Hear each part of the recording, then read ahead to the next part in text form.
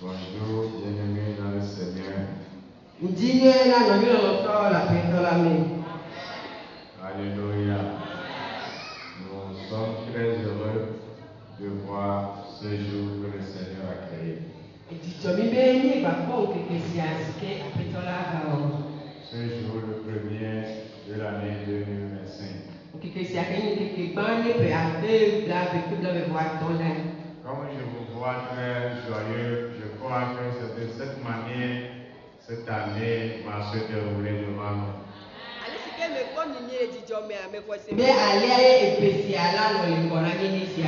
Alléluia. Que la main du Seigneur soit sur nous, afin que nous puissions maintenir cette joie de ce premier jour jusqu'au dernier. Dieu réside dans les louanges de son peuple. Et une louange est toujours célébrée dans la joie. Et lorsqu'on est dans la joie, on célèbre le Seigneur. Alors le Seigneur s'assoit au milieu de son peuple. Alléluia. Nous sommes dans une nouvelle année. Probablement le Seigneur a un plan, une idée pour nous dans cette année. Et comme nous avons l'habitude de le faire chez nous, nous avons une vision générale dans laquelle nous marchons. Donc le premier message que nous allons écouter dans l'année 2025, va nous donner une idée sur cette vision.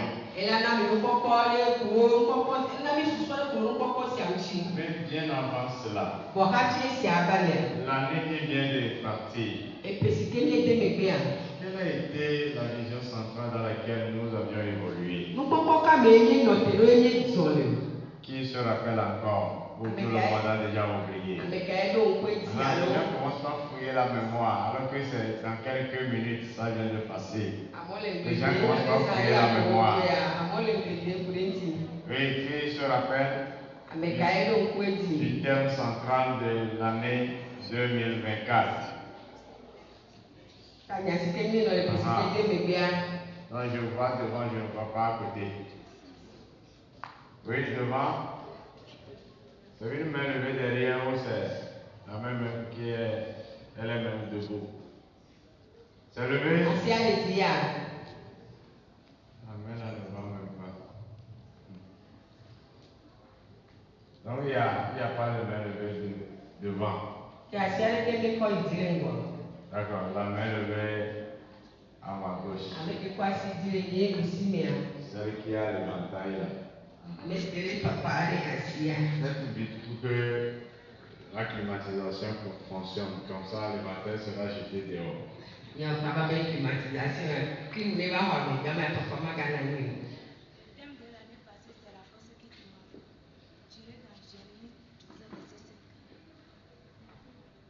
D'accord, je vais voir la couverture de ta Bible. Non, on se connaît. Comment elle a été très précise là. Bon, moi je l'ai devant moi ici. L'année qui vient de couler a pour notion générale une année d'alliance. Une année d'alliance. L'année 2024, nous avons tissé une alliance avec Dieu. Nous avions dit que Dieu ne fait rien sans alliance. Oui, je vous avais dit de ne jamais oublier cette phrase. Dieu ne fera rien dans la vie de quoi que ce soit sans qu'il n'y ait pas une alliance. Et comme elle a dit, dans le thème central, c'est la force qui triomphe. Quand on est dans l'alliance, il y a une force qui doit triompher. Cette force, c'est notre foi. Et quand on croit à ce Dieu d'alliance, à ce qui nous a établi, lorsqu'on marche dedans, cette force que nous avons fait en sorte que nous triomphons toujours. Alléluia. Donc nous allons nous lever, nous allons prier avant de dévoiler le thème qui va suivre celui-ci. Mettez nos pieds et enfons la prière. Vous devez vous rappeler de la chanson.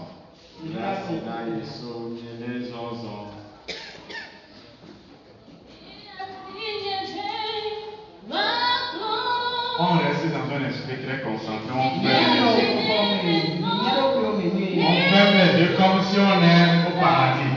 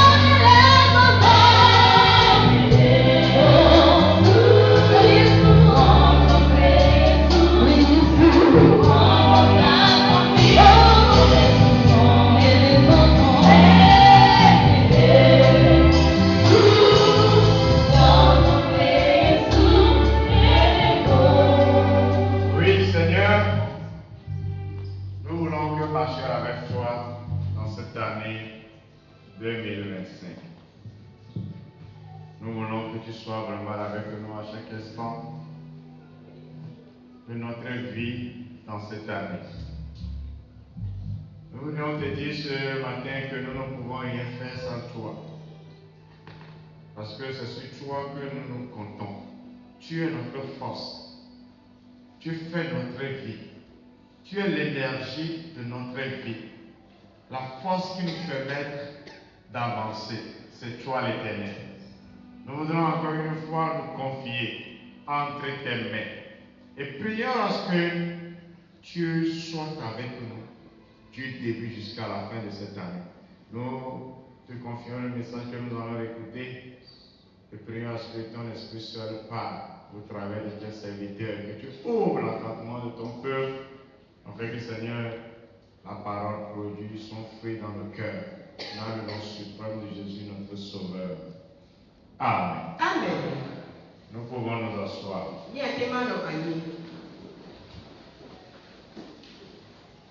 D'accord. Et je crois que tout le monde regarde derrière moi.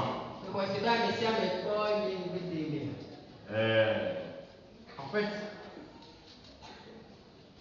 la décoration qui devait être devant ici, c'était pas ça.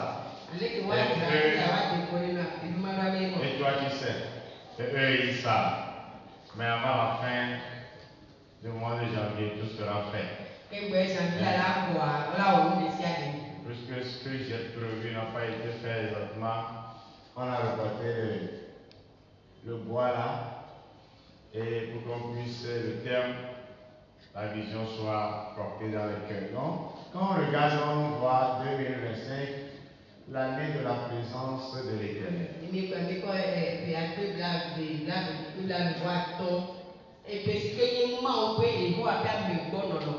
Voilà, c'est ce que le Seigneur a mis dans mon cœur. Et que son désir pour nous cette année, c'est qu'il marche avec nous, qu'il soit avec nous. Qu'il soit présent dans notre vie. Alléluia. Amen. Et le thème, c'est celui qui a monté sur la montagne.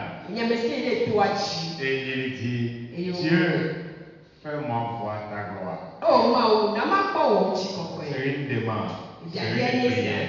Je veux voir ta gloire. Comme je venais de le dire tout à l'heure, il a monté, arrivé au sommet, avant de tourner vers Dieu pour dire, je veux voir ta gloire.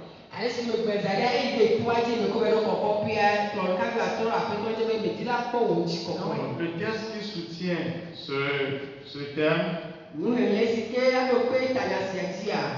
vous le connaissez bien sûr, c'est Exode le chapitre 33. Nous étions pendant les 14 jours dans les autres chapitres 34, en sachant que 33 est là pour faire accomplir 34.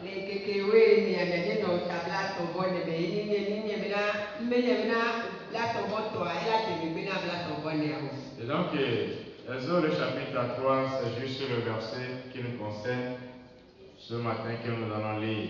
Le verset 18. Exode le chapitre 33, le verset 18. Moïse dit, fais-moi voir ta gloire.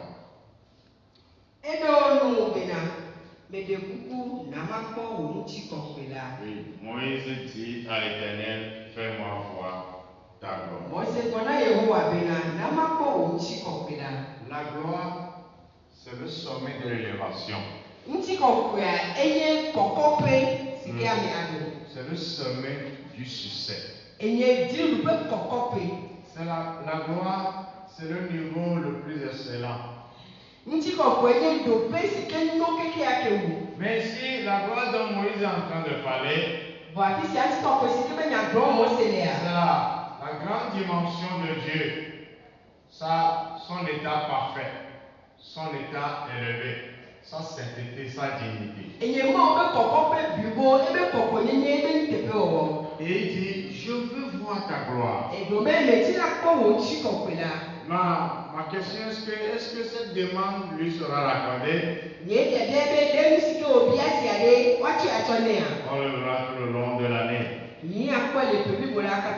Alléluia. Amen. Et donc, Moïse demande à voir la gloire de Dieu.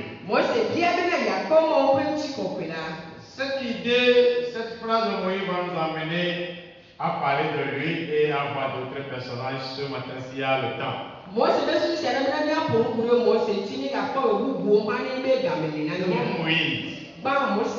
Moïse, qui est-il?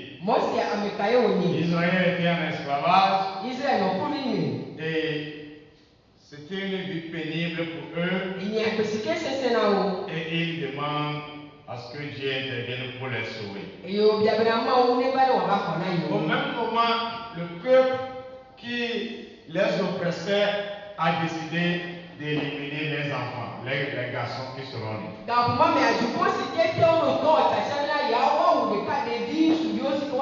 Et on tuait réellement les enfants qui sont nés garçons. C'est en ce moment où Dieu lui a décidé d'envoyer le sauveur du peuple d'Israël. Alors Moïse fut né et Dieu a permis de sa force et de sa puissance que Moïse soit élevé par l'oppresseur. Celui qui tue les gens, celui qui a décrété qu'un garçon ne doit plus vivre, élève celui qui doit faire sortir son peuple de son autorité.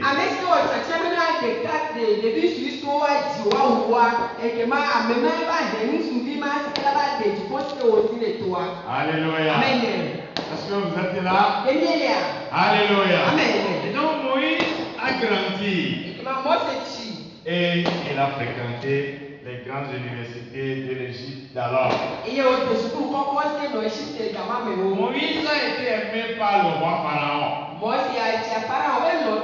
Et le Pharaon même avait la prétention sur lui qu'il serait mieux pour Moïse de devenir le prochain Pharaon, c'est-à-dire son successeur.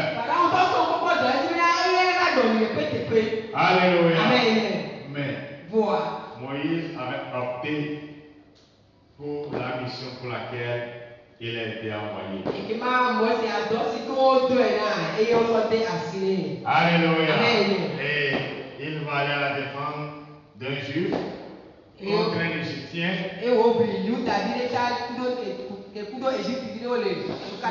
Ce qui va provoquer sa fuite. Moïse a fui. Il est allé dans la région de Mésopotamie. Et là, il va se marier. Pas avec un juif. Mais il s'est marié à quelqu'un, en tout cas d'Abraham, un fils d'Abraham, descendant de Esau.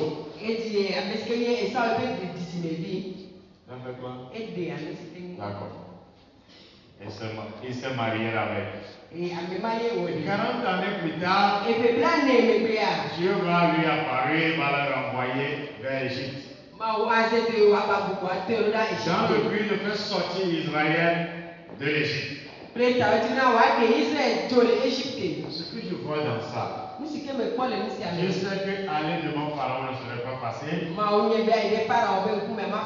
Mais le Pharaon devant qui Moïse doit faire sortir Israël, c'est un ami d'enfance. Ils se connaissaient, ils ont vécu ensemble.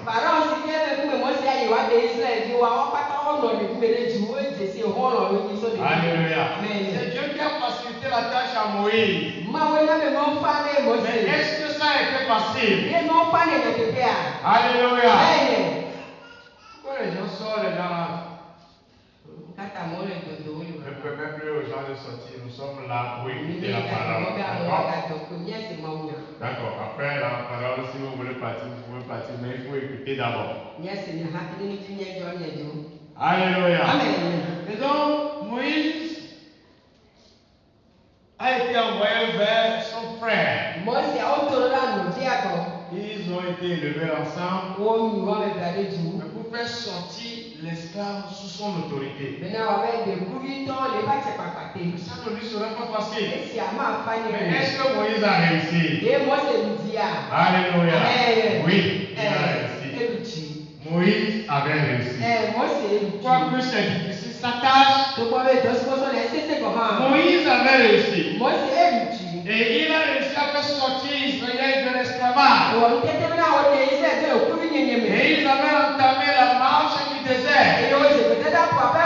Et c'est dans le désert où Dieu lui a demandé de monter sur la montagne et de venir devant lui. Et quand Moïse était allé sur la montagne, c'est en ce moment qu'il va demander à l'Éternel, fais-moi voir ta gloire. Alléluia. Et je voudrais m'arrêter là pour dire, la gloire ne vient pas en dormant. Non, la gloire ne vient pas quand on croise les bras. La gloire ne vient pas quand on n'est pas déterminé. La beaucoup d'efforts et d'engagement. Alléluia. Donc Moïse a passé par des étapes avant de tourner vers l'Éternel pour dire, je veux voir ta gloire. Ne soyez pas sous la montagne. Mais pas encore monter sur la montagne et commencer par réclamer la gloire de Dieu. Alléluia. Il y a des préalables à faire afin que la gloire nous soit accordée. Si tu veux voir la gloire dans tes œuvres, il faut bien planifier tes actions. Il faut se mettre à l'œuvre. Il faut toujours soutenir tes actions avec la prière. Toujours avec toi. Et si ça ne va pas, tourne-toi vers l'Éternel et commence par réclamer la gloire. Je l'ai déjà défini. La gloire, c'est le sommet de l'élévation. C'est l'étape parfaite de la réussite. Et donc il faut vraiment que nous arrivions en ce lieu. Et Moïse veut voir la gloire de Dieu. Qui est la dimension parfaite de Dieu. Ce qu'un homme vivant sur la terre ne devrait jamais voir. Alléluia. Mais Moïse veut voir Dieu dans sa dimension. Ton adoration t'amène où? Est-ce que ça t'amène à une élévation? Est-ce que ça t'amène à la rencontre de Dieu? Alléluia. C'est tout à fait normal quand vous somnolez. Je demande au service d'accueil de faire son travail proprement. Souvent, je fais passer le message que je sais quand on rentre dans l'année. Je dis non. L'année, il faut qu'on célèbre l'année avant d'écouter son message. Pourquoi je fais passer d'abord la louange en sachant que ça va nous fatiguer. Mais quand vous aimez chauffer, donc il faut aussi être dans le chaud pour me recevoir. Donc, service d'accueil, faites proprement le travail pour que vous ouvrez les yeux. Si vous avez de la peine à garder les yeux ouverts, cherchez les brindilles de... Vous savez ça, non? Voilà, et vous allez compris. Et ça marche. Alléluia. D'accord. Soyez là et je ne vais pas durer. Alléluia. Il disait que avant de réclamer la gloire, il faut mener des actions. Si tu mènes des actions, tu sens que ce n'est pas au niveau que je désire. Alors là, il faut tourner vers le Seigneur. Je crois que déjà tu as un plan, une vision pour cette année. Si tu ne l'as pas encore, c'est déjà une erreur. Oui, on ne peut pas entamer un voyage sans savoir où on va. C'est ça l'Africain. L'Africain, quand il se réveille, il dit je sors, sans savoir où il va. Le monde n'est pas construit comme ça. Dieu, laisse-moi terminer. Dieu a tout prévu avant d'envoyer l'homme. Il faut vraiment planifier les choses. Qu'est-ce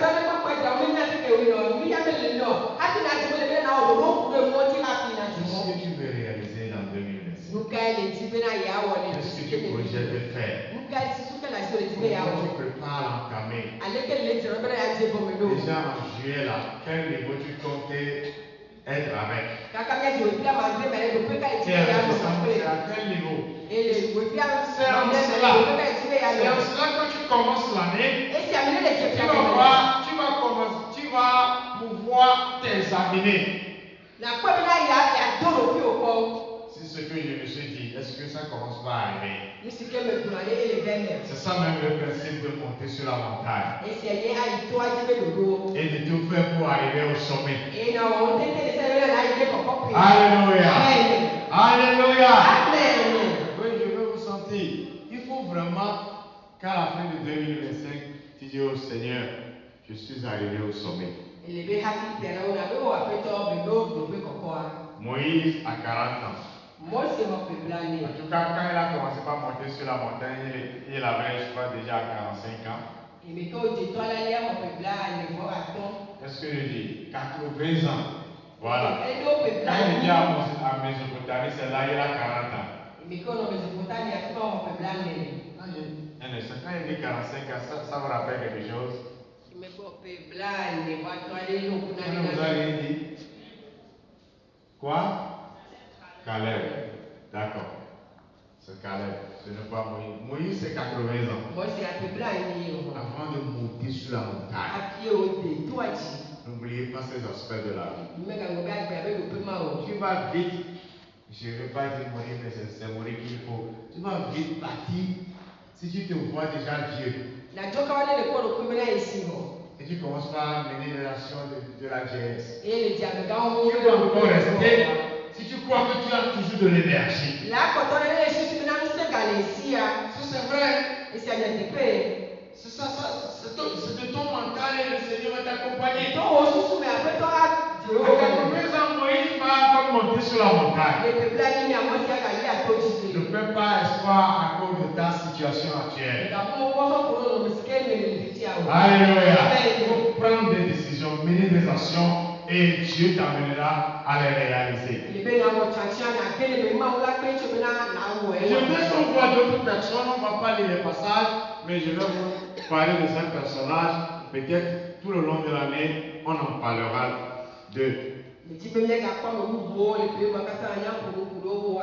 Lorsque nous tournons dans le livre de Rois, précisément Roi le chapitre 3, premier Roi le chapitre 3, et vous savez, celui dont on a parlé là-bas, c'est le roi Salomon. Alléluia. C'est le roi Salomon. J'ai écrit sur ma fiche ici que Salomon a vu la gloire de Dieu. Moïse, lui, il a demandé à voir la gloire de Dieu. Mais les textes ont été clairs que Salomon, lui, il a vu la gloire de Dieu. Regarde l'histoire de Salomon. David qui doit aller à la guerre a refusé d'aller à la guerre. Il montait sur le toit de sa maison et voit la femme d'autrui en train de se baigner. Elle a demandé qu'on le ramène. Et commet le péché avec lui. Et Dieu s'est fâché contre David. Et le fils qui est né, Dieu l'a tué. Maintenant, Salomon, c'est lui le second enfant de cette femme. C'est lui qui a vu Dieu dit, c'est lui qui sera roi. Donc il y a des grands frères qui sont nés depuis. Et Dieu dit non, c'est celui-là qui viendra après celui-ci qui vient de mourir qui sera roi. Le principe de Dieu étonne toujours le monde. Alléluia. Vous m'excusez de ce que je vais dire. Il y a des gens peut-être sont nés, ils n'ont pas de papa, ils ne connaissent pas leur papa, leur maman ne leur a jamais montré leur papa. Peut-être c'est des histoires que vous ne devez pas savoir. Mais j'aimerais te poser la question, est-ce que c'est un blocage pour l'évolution de ta vie? Pourquoi Dieu laisse ces images? En réalité, Salomon devait être un enfant rejeté par la société. David avait tué l'homme de cette femme. Et il a pris parce qu'il a l'autorité, il a le pouvoir, il a pris par force cette femme. Et maintenant Dieu lui décide que c'est le garçon qui est né là, qui sera roi après lui. Ça s'est arrêté sur ça. Servir d'accord, s'il vous plaît, faites bien votre travail. Si ça s'est arrêté sur ça, on dirait que ce n'est pas grave. Mais Salomon n'est pas n'importe quel roi. Alléluia. Il est le premier et le dernier roi des hommes sur la terre. Dieu a dit qu'on n'a pas de ton égard. Qu'est-ce qui s'est passé? Lorsque vous allez rentrer dans le chapitre 5 du roi, et là, je crois que c'est dans le chapitre 3 que l'histoire avait commencé, je vous l'avais déjà dit. Et Dieu est venu à la rencontre de Salomon après qu'il avait construit le temple. Et Dieu lui dit, demande-moi quelque chose. Bien-aimé, si Dieu te demande tout à l'heure, demande quelque chose pour 2025. Tu demanderas quoi? Alléluia. Si le sommet veut te prendre, tu te lèves et tu t'assois. Ne regarde personne, toi tu regardes seulement la parole, d'accord? Alléluia. D'accord. Alléluia. Soyez là avec moi s'il vous plaît. Il reste une dizaine de minutes. Les autres choses qui ne font pas dormir vont venir. Et donc je disais que dans le chapitre 3, l'histoire avait commencé. Quand Dieu lui a dit, demande-moi quelque chose. Ce qu'il avait demandé est vraiment légitime. Mais puisque Dieu ne s'attendait pas à cette demande, il a changé le cours de son histoire. Salomon se voit petit. Et dès que tu vois petit, l'élévation arrive. Quand je dis petit là, ce n'est pas cette façon dont on se minimise, ce n'est pas de ça que je parle. C'est de ne pas se hausser. Vous dire, oh, c'est moi là-bas, c'est moi. Qui parle là-bas? Non, ça ne marchait pas dans le principe de Dieu. Ce qui a valu la valeur de Salomon aujourd'hui. Quand Dieu est venu vers Salomon, Salomon dit, hé, toi-même tu sais que ce peuple-là, moi, enfant jeune que je suis, je ne peux pas gouverner. J'ai besoin de la sagesse. Donne-moi un cœur qui pouvait diriger ce peuple.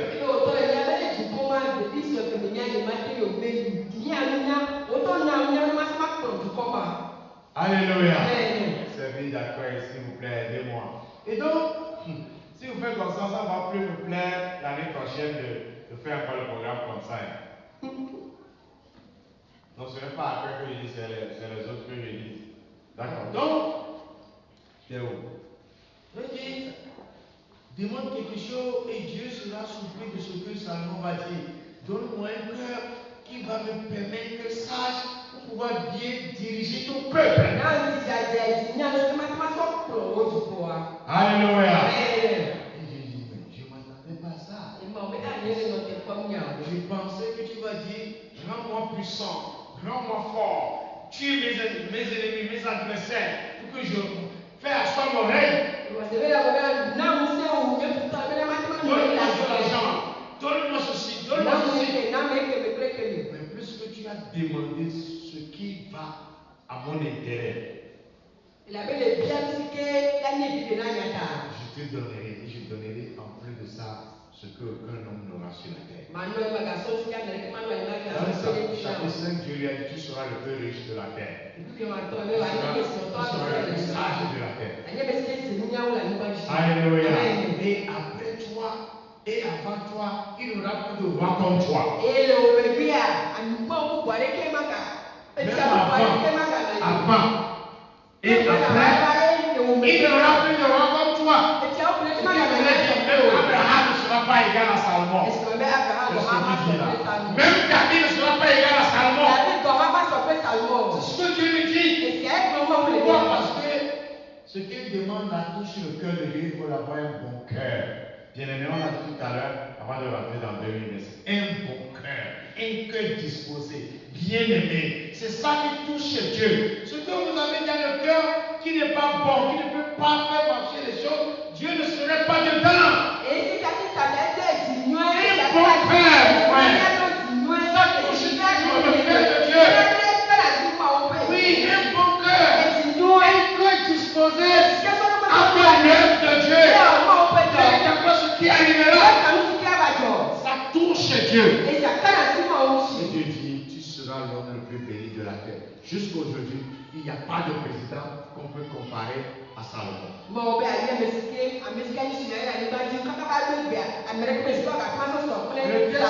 Le texte avec lequel on a fait le combat, c'est Salomon qui l'a écrit, c'est lui l'Ecclésiaste. C'est lui qui a écrit aussi les prophètes. Allez lire ce texte. Il a écrit aussi des psaumes. Quand vous lisez, c'est des textes philosophiques qui parlent de la vie, qui parlent de la confonction. des dimensions que même ceux qui se déclarent philosophes de Dieu ne peuvent pas atteindre. C'est un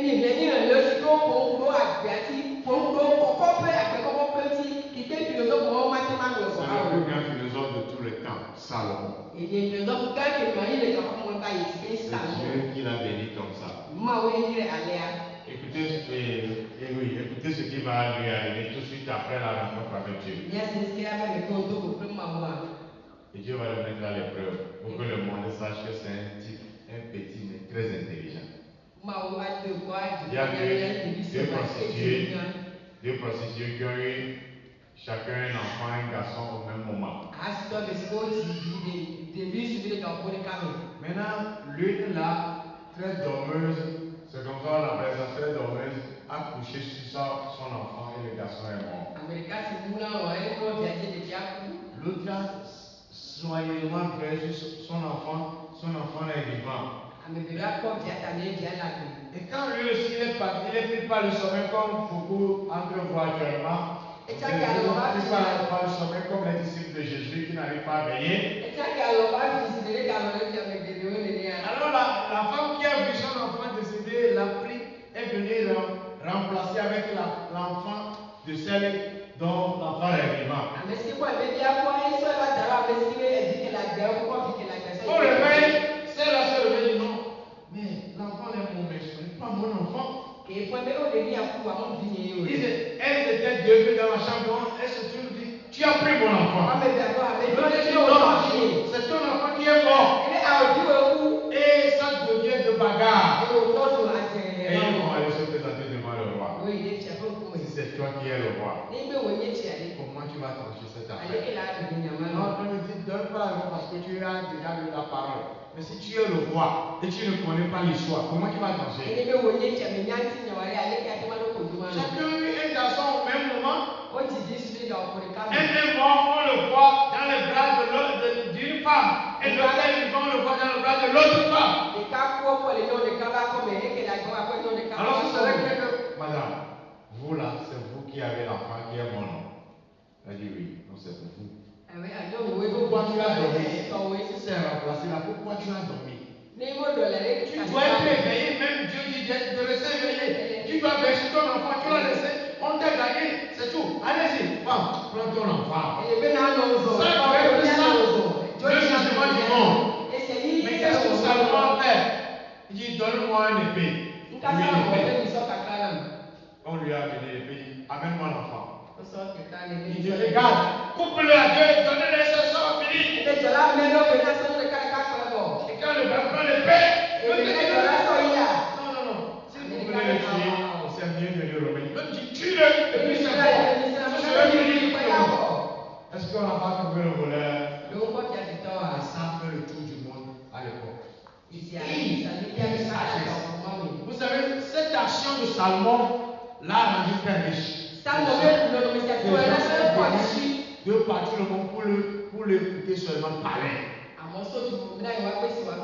Je vais créer une école, je crois, bientôt ça va arriver. Et je vais vous rassembler. Et vous allez m'écouter parler. Vous allez voir aussi ma sagesse. Ce n'est pas seulement ça. C'est ça.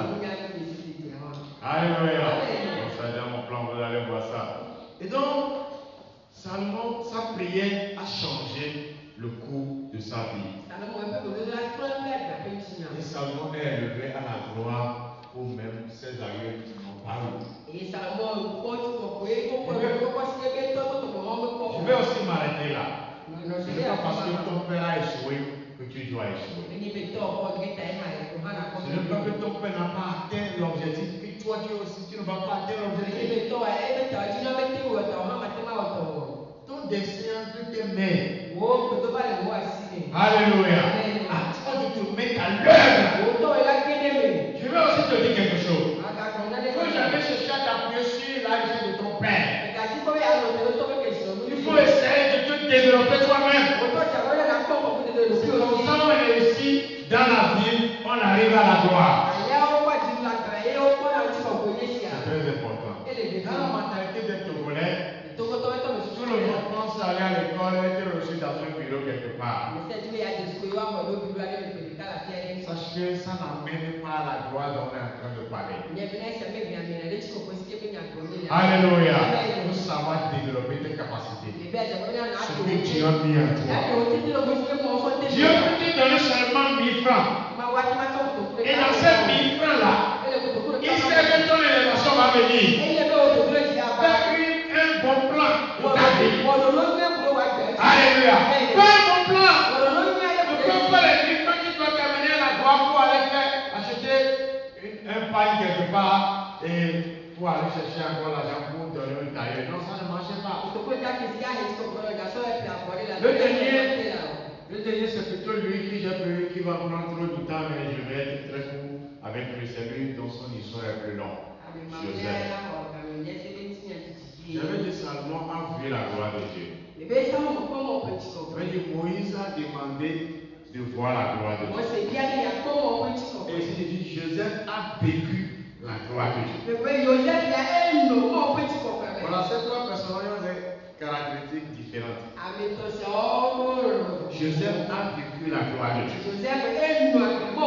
Alors, Joseph est né, il était aussi, c'est le premier d'une femme qui a souffert pour avoir un enfant.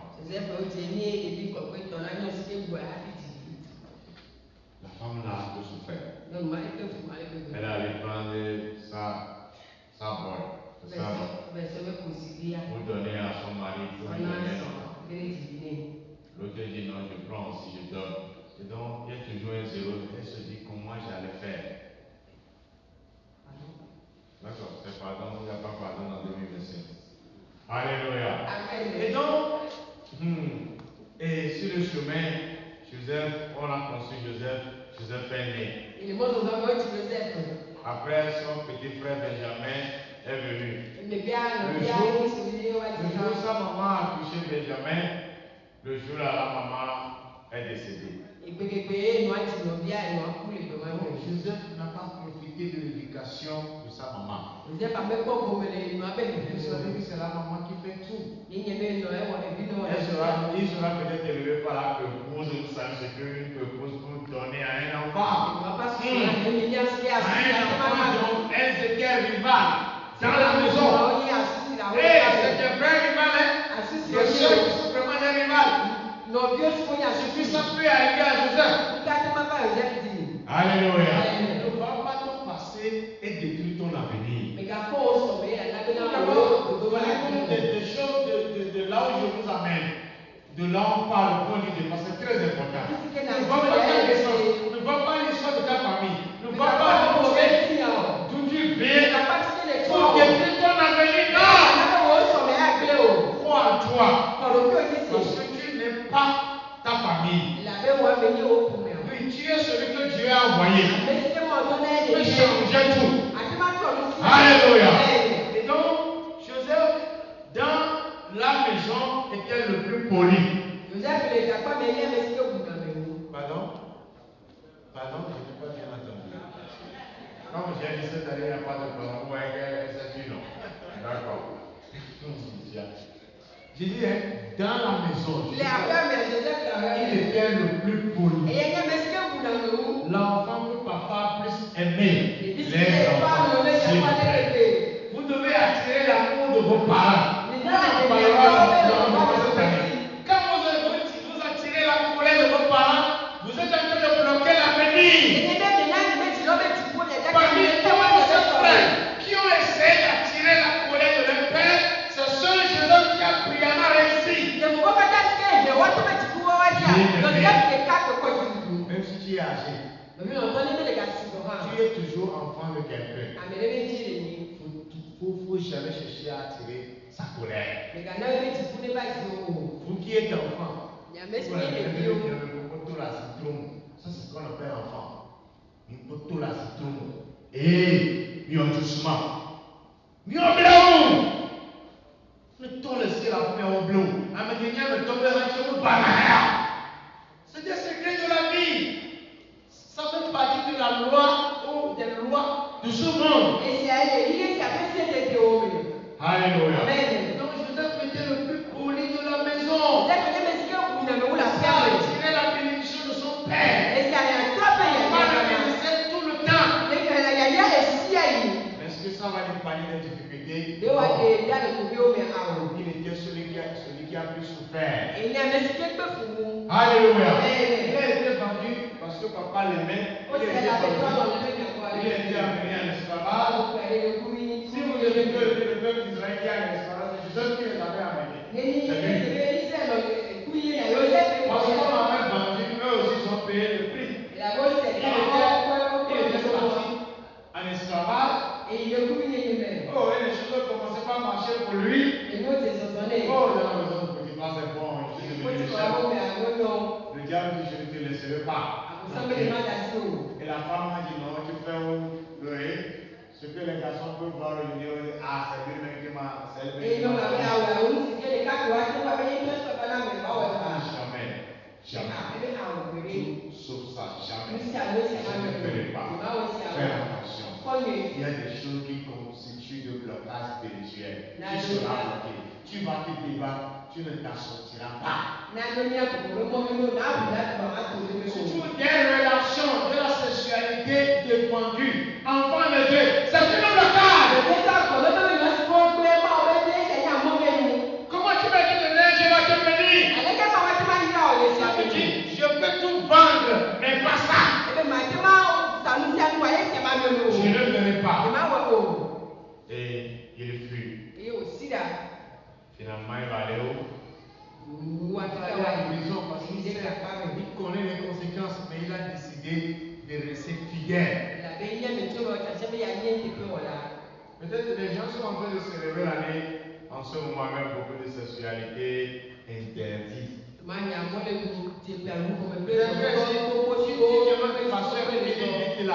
La femme t'attend, la fille t'attend quelque part, tu veux aller.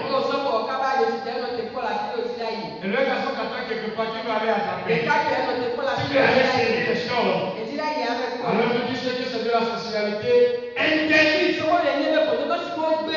Ne détruis pas ton année comme ça. Arrête ça.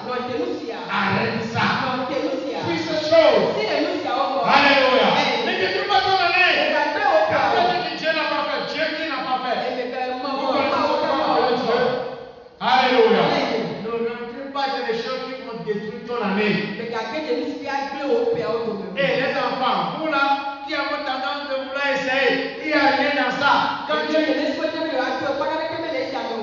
gagnes proprement là, c'est bien. Non, c'est pas ce que j'ai dit. Quand tu as gagné la femme proprement, c'est bien. Si tu n'as pas gagné femme ou homme, tu vas aller en enfer. Alléluia. Ne n'utilisez pas 2025. Je veux déjà l'avertir. Tu rentres dedans, toi-même, tu vois les conséquences. Rappelle-toi de ces jours. C'était déjà l'avertir. Dieu va être avec nous. Il sera avec nous cette année. Alléluia. C'est très important. Et donc, c'est lui qui a pu souffrir, envoyé en prison, parce qu'il a décidé d'être fidèle. Il a été envoyé en prison. Est-ce que Dieu abandonne les fidèles? Alléluia. Est-ce que Dieu abandonne les fidèles? Non. Il lui dit, le malheur arrive aux fidèles, mais Dieu les délivre toujours. Dieu les délivre toujours. Dieu n'abandonne jamais les fidèles. Même si tu es fidèle, les choses Dieu t'arrive, reste fidèle. Reste fidèle. Demeure fidèle. Sois sincère. Parce que tu sais, dès que tu défends la cause juste, Dieu sera avec toi. Et notre homme qui a défendu la cause juste, il s'appelle Jean. Alléluia. Les gens qui s'associent, des gens criés. Mais les gens encore qui sa gloire, ils sont étonnés. Alléluia. Ne pense pas que Dieu t'a oublié, non. Reste fidèle. Donc Joseph a été fidèle. Et c'est dans la prison qu'il va voir la gloire de Dieu. Ça ne peut pas arriver. Ce qui est arrivé à Joseph ne peut jamais arriver à un homme sur terre. Un prisonnier étranger.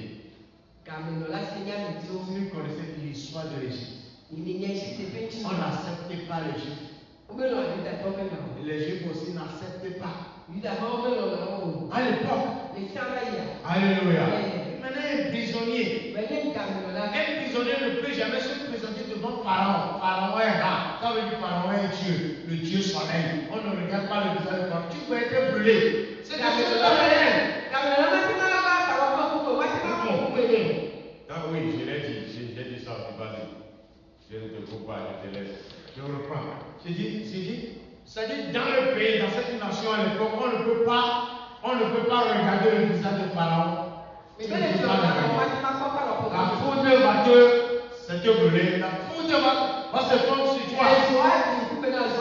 C'est ça la réalité de l'Égypte. Donc, un prisonnier ne peut pas venir à la présence de Pharaon. Jamais. Ça ne peut se faire. Mais dans toutes ces conditions, ces lois, on a demandé à ce qu'on fasse sortir rapidement Joseph de la prison. Et il est devant le roi Pharaon. Alléluia. Alléluia. Aidez-moi s'il vous plaît. Aidez-moi. Ne vous arrêtez pas. Quand vous vous arrêtez, après vous serez fatigué. Marcher c'est mieux. Et donc, je disais, et il est amené devant Pharaon. Et qu'est-ce qui va se passer? Pharaon va le nommer, va lui donner un poste qui n'existe pas en Égypte. Le poste de premier ministre n'existait pas. Raison pour laquelle il a enlevé sa bague du roi. Il a mis au doigt de Joseph. Et lui a dit, à part moi, personne n'est au-dessus de toi dans ce pays. Mais son patron qu'il a mis en prison, c'est lui qui gère la maison de Pharaon. Joseph devient qui? Le patron de son patron. Je vais m'arrêter là ce matin. C'est ça la gloire. Joseph a connu. Joseph, sa gloire a été partagée et tout le monde entier avait profité. Il a sauvé l'Égypte. Il a sauvé sa famille. Il a sauvé les gens de ce temps. Joseph a connu vraiment la gloire. Est-ce qu'il aura besoin? C'est de l'argent. Il en a eu.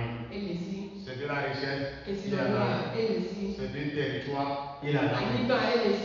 Allez lire son histoire. Les gens venaient, les Égyptiens qui sont dans le peuple, ils venaient demander pardon à Joseph pour avoir dans le pour lui vendre leur terrain. À la fin de cette année, tout le territoire, toute la terre de l'Égypte est devenue propriété d'État à cause de Joseph. Maintenant, on va demander, vous allez aller cultiver, on va partager. C'est comme ça l'Égypte est devenue première puissance d'alors. Quand vous êtes en train de ne pas rester, je vais m'arrêter pour dire. C'est la phrase de la conclusion, la première de la. Je ne dirais même pas écrire, mais il faut bien mémoriser. C'est plus qu'écrit, il faut mémoriser. La gloire de Dieu est dans la vie de son Fils. Sûrement, je suis sûr que quand toi tu fais le portable, là, c'est la phrase de la vie qui note. Cette année ne va pas pardonner. Je vous. Comment on dit ça? La gloire de Dieu est dans la vie de son Fils. Nous aurons à comprendre cette phrase tout le long de l'année. Si vous voulez avoir la gloire de Dieu aujourd'hui, ça se trouve dans la vie de son Fils. La gloire de Dieu est dans la vie de son Fils. Le désir de Dieu pour nous dans 2025, c'est pour nous amener à toucher sa gloire. Il est venu comme ça. Je déclare sur ta vie, dans le nom de Jésus, avant que cette année ne Que la gloire te touche. Que cette visitation change ton histoire. Peu importe la situation dans laquelle tu vis actuellement. Tu toucheras la gloire. Et ton nom aussi sera compté parmi les gens de ta famille. Seigneur, je proclame ta puissance, ta force, ton esprit qui accompagne ton peuple. Seigneur, que toi-même, comme Moïse te l'a dit, que toi-même tu viens, tu marches avec nous cette année. Et lorsqu'on marche avec toi, on vivra dans ta gloire.